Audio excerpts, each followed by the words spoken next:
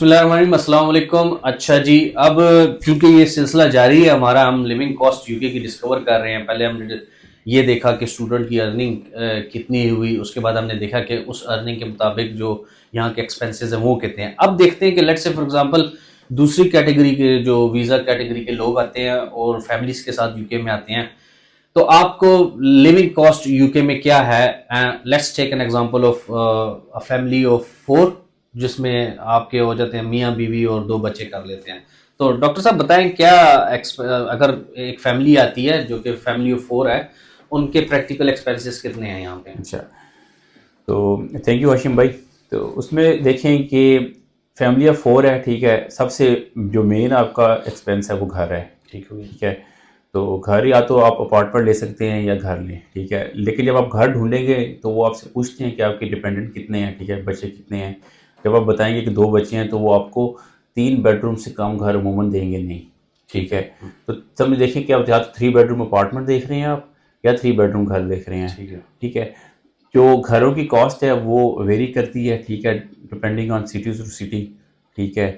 एक एवरेज जैसे कि घर है, ठीक है, जो कि बहुत अच्छा नहीं है, वो नॉटिंगम के अंदर 1200 पाउंड का है, ठीक है।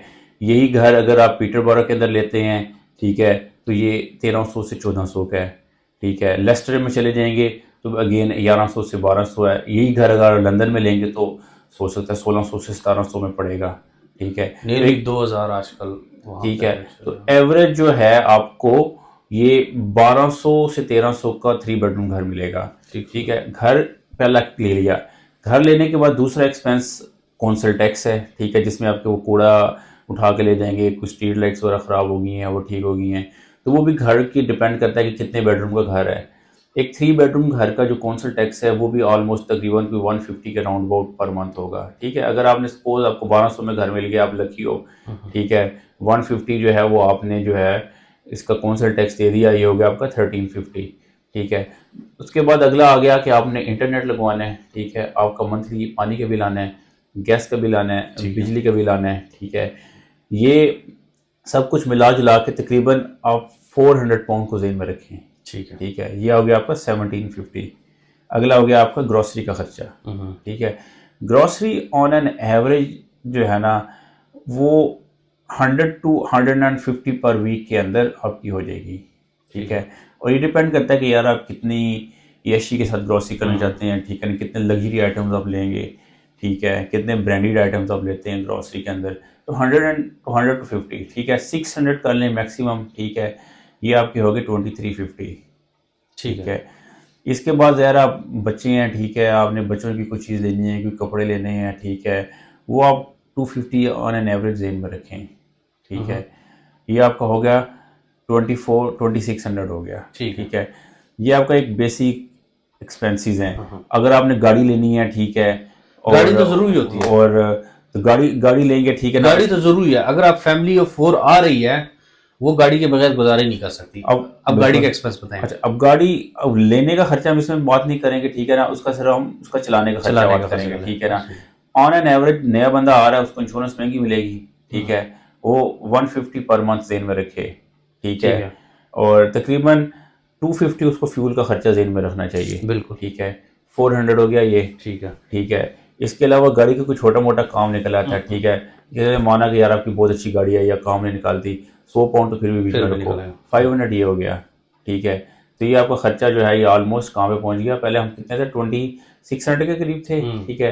तो ये 26 प्लस 5 3100 हो गया। 3100। 3100 आपका ये हो गया, आपने कोई यशी नहीं की इसमें, ठीक है। दूसरा ये कि यार जो पहली दफ़ा यूके में आएंगे, आपने घर आपको पता है यहाँ अनफर्निश्ड होते हैं, घर को आपने फर्निश भी करना है, वो तकरीबन 2500 टू 3000 पाउंड का खर्चा है, ठीक है। और नया घर आपने जब लेना है रेंट के ऊपर, ठीक है, तो उसमें आपने डिपॉजिट भी देना है। अमूमन एवरेज जो है ना वो 5 वीक्स का डिपॉजिट मांगते हैं अक्सर जो प्रॉपर्टी एजेंट्स हैं, ठीक है। ठीक है। तो देखेंगे अगर आपका 1200 रेंट है ये तो तो हमें एक 1300-1400 ले चलिए, ये वन ऑफ ये टैक्स वन है। वन ऑफ लेकिन लेकिन एक ऑन एन एवरेज आप कह लें कि 31 to 3200 family of 4 with 2 children का बगैर कोई एक्स्ट्रा एक्सपेंसेस के बगैर किसी सेविंग के। हाँ, बगैर किसी सेविंग के और बगैर किसी एक्स्ट्रा एक्सपेंसिव के खर्चा है, ठीक है। ठीक है। अब बहुत ज़्यादा ग्रॉसरी पे हाथ खींच लें, ठीक है, गाड़ी ना लें, पब्लिक ट्रांसपोर्ट इस्तेमाल कर लें, तो आप हो सकता है 300 से 400 पाउंड कम कर लें इसमें से। अच्छा, अब एक बंदा जो यूके में है, वो डॉक्टर नहीं है, वो किसी हाई पोस्ट पे जॉब नहीं कर रहा, जो एवरेज सैलरी के जो यूके की एवरेज सैलरी है वो है तकरीबन 2700 पाउंड से लेके 3500 पाउंड तक, ये एवरेज है। ठीक है। यार हाशिम भाई, आपकी बात काटो, एवरेज बंदे ਨੂੰ ਛੱਡो यार, हम्म। डॉक्टर की बात करें, जो ठीक एक है। जूनियर डॉक्टर आता है ना, अच्छा चलो। ठीक है, हाँ।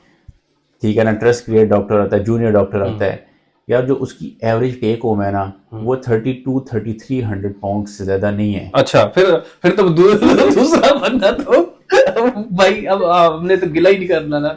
अच्छा, ठीक हो गया, ठीक हो गया, इतनी है।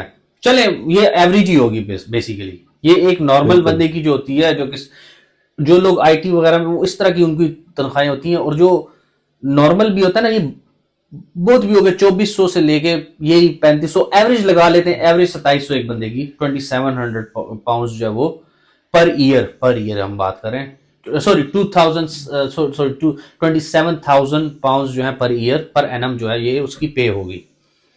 तो ये महीने की कितनी बन जाती है? देखिए, जो 27,000 है ना, उसके अंदर तो आपको 22-23,000 आएगा, ठीक है ना, आपने टैक्स भी तो देना है, नेशनल इंश्योरेंस भी पे करनी है। हाँ, नहीं नहीं, तो वो महीने की कितनी होगी? यही होगी ना, 2300। हाँ, तो इतने बहुत है। उसके बाद जब इस पे टैक्स वगैरह लगेंगे तो कम से कम भी 400 पाउंड आपका जाएगा टैक्स में, बिल्कुल 400-500। तो आपका जो टेक होम है वो 1900 पाउंड है। बिल्कुल। तो अब बताएं, फैमिली ऑफ 4 वो आई है, उसका खर्चा 31-3200 पाउंड है, और आपका जो तनख्वाह है वो 1900 पाउंड है। तो आजकल के टाइम में it's really expensive to live here, अच्छा, इट्स रियली उसमें यह कि जब आपकी हॉट। सैलरी इतनी कम है ना, तो उसमें आपको चाइल्ड बेनिफिट मिल जाता है, ठीक है।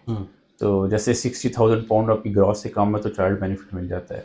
चाइल्ड बेनिफिट की बहुत ज़्यादा अमाउंट नहीं है, 2 बच्चों के साथ वही आपको मैं जो है ना वही मैं तकरीबन, कहने वाला था, कितना आपको वो मिलता आपको है? 150, मुझे एग्जैक्ट अमाउंट नहीं पता, 150 to 200 पाउंड से ज़्यादा नहीं होगी, वो ठीक आपका है। जो पहला बच्चा है वो 80 पाउंड देते हैं, ठीक है ना, और उसके बाद जो बाकी बच्चे होते हैं वो उसको 20 पाउंड देते हैं। ठीक है। दूसरा उसमें यह है कि आपकी अगर स्पाउस जो है, ठीक है ना, शी इज़ एजुकेटेड, तो ठीक है ना, she can work part time, ठीक यही है। बात है, फिर आपकी बेगम को भी काम करना पड़ेगा, तो तभी जाके आप किसी खर्चे करने काबिल होते हो, और या उसको करते हो यार मतलब। हाशिम भाई, यही बात कर रहे हैं, तो अभी यार मेरे दोस्त की कॉल आई हुई थी थोड़ी देर पहले, ठीक है।